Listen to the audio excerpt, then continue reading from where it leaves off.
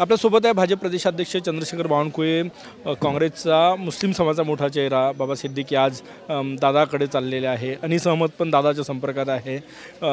कसा पक्षप्रवेश असणार आहे पुढच्या काळात? आनंदाची गोष्ट आहे की काँग्रेस पार्टी ही वेगवेगळ्या पद्धतीने वेगवेगळ्या पक्षामध्ये काँग्रेस पार्टीचे लोक जात आहे, भाजपमध्ये येतात आहे, काही राष्ट्रवादीकडे अजितदादाकडे चालले आहेत. मागे मुरली देवळा हे शिंदे साहेबाकडे गेलेत. परवा उद्धव ठाकरेकडे सूर्यकांत दळवी माजी आमदार भाजपमध्ये आले. असे शरद पवार साहेबाकडले, उद्धव ठाकरेंकडले काँग्रेसचे लोक जसं जसं मोदींचं वादळी महाराष्ट्रात आणि मोदींची गॅरंटी आहे. मोदींच्या गॅरंटी आणि ह्या 3 पक्षाचं सरकार आमचं आणि 11 पक्षाची महायुती इतकी भक्कम आहे आणि विकासाच्या बाजूने आहे. जनतेला विकास पाहिजे आहे. मोदीजींनी विकसित भारताचा संकल्प केला आहे. देवेंद्रजी, एकनाथजी आणि अजितदादा विकासाकरता काम करत आहे. पुढच्या काळामध्ये काँग्रेस पार्टीतली इतकी मोठी फूट होणार आहे, इतकं स्प्लिट होणार आहे काँग्रेस पार्टीमध्ये की लोकसभेचे उमेदवारसुद्धा मिळणार नाही काँग्रेस पार्टीला. उद्धव ठाकरेजीकडे तर एकही निवडून येणार नाही. पवारांची, शरद पवार साहेबाकडे हीच परिस्थिती आहे. त्यामुळं मोदीजींच्या गॅरंटीवर आणि मोदींच्या वादळामध्ये हे सारे पत्त्यासारखे हे सर्व पक्ष कोलमडून जातील अशी स्थिती आहे. काँग्रेसचे काही मोठे पक्षप्रवेश आहे पुढच्या काळात भाजपमध्ये? तुम्हाला दिसेल खूप मोठे मोठे पक्षप्रवेश झालेले. अनीस अहमद साहेबांचे तुम्ही मला सांगितलं, त्यांनाही शुभेच्छा आहे माझ्या. बाबा सिद्दीकींनाही शुभेच्छा आहे. अजून एकनाथजी शिंदे यांच्या संपर्कात मोठ्या प्रमाणावर आमदार आहेत, आमच्याही संपर्कात आहेत. त्यामुळं तुम्हाला खूप मोठं वादळ आलेलं दिसेल. 13 तारखेला काही प्रवेश आहे असं कळलं? हां, वंचितचे मागच्या वेळी चंद्रपूरमध्ये ज्यांनी 1,20,000 मतं घेतले, महाडोळे, त्यांचा पक्षप्रवेश आहे. म्हणजे वंचितमध्ये ज्यांनी 1,20,000 चंद्रपूर लोकसभेत दिले, ज्यांच्यामुळं हर्षराज अहिरांचा पराभव झाला. वंचितचे नेते, मोठे नेते पक्षप्रवेश करतात आहे.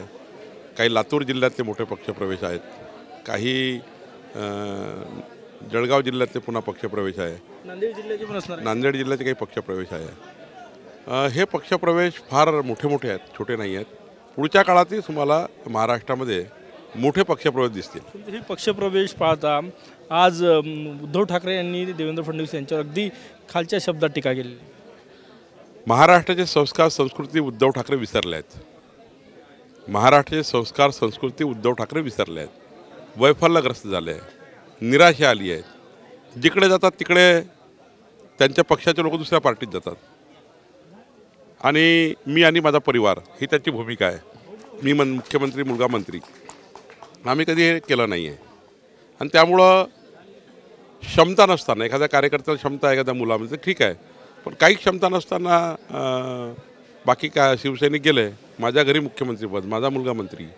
आणि आता ही स्थिती आली आहे की मुख्यमंत्री असताना ते कधीच जनतेला न्याय देऊ शकले नाही. देवेंद्रजीची उंचीची ती उंचीची पूर्णच करू शकत नाही. देवेंद्रजी कुठं आणि उद्धव ठाकरे कुठं.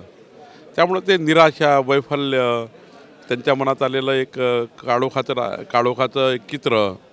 पुढच्या काळात एक आमदार निवडून येणार, खासदार तर सोडा, त्यांना उमेदवारसुद्धा मिळणार नाही. आणि त्यामुळं असे उमेदवार मिळतील, ते लढण्याकरता लढतील, पण निवडून येणार नसणार आहे. शब्द वापरले त्याचं उत्तर कसं देणार? एकदम म्हणजे उच्चारूही शकत नाही टेलिव्हिजन माध्यमात असे शब्द वापर नाही. त्याचं उत्तर जनता देणार आहे. त्याचं उत्तर मला आणि देवेंद्रजीला द्यायची गरज नाही. कारण संस्कार जेव्हा व्यक्ती विसरतो, जनता उत्तर लोकशाहीमध्ये देत असतं. त्यामुळं निष्क्रिय असलेले उद्धव ठाकरे हे कधीच जनतेला न्याय देऊ शकत नाही, पक्षाला न्याय देऊ शकत नाही, हे बघितलं आहे. त्यामुळं मला वाटतं अशा लोकांना उत्तर देऊन या महाराष्ट्राची संस्कृती त्या ठिकाणी संस्कृतीला शोभणाऱ्या भाषा नाही आहे. त्यामुळं याचं उत्तर काही जनतेमधून देऊ, जनतेच्या मतदानातून लोक उत्तर देतील. आणि त्यांना ऑलरेडी उत्तर मिळालं आहे. मुख्यमंत्रीपदावरून ते घरी बसलेच आहे.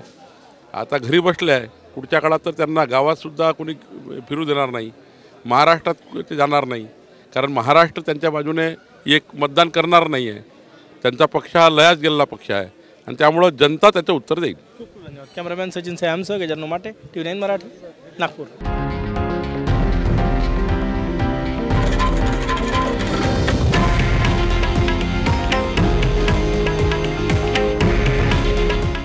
आहे देशातील नंबर 1 न्यूज नेटवर्क आणि आपण पाहत आहात TV9 मराठी. काळजी तुमची, हित महाराष्ट्राचं.